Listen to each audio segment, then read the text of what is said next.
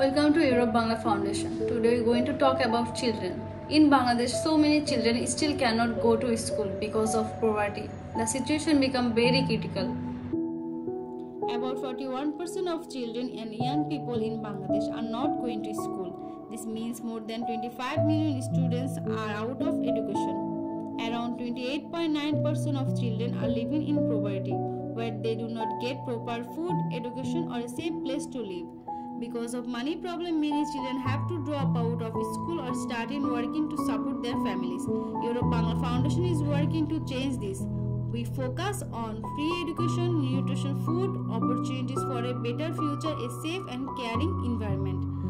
We already have 7 schools running in Bangladesh. Every day children study there and get the chance to grow and build a brighter life. Thank you for supporting us. Together we can make a real difference.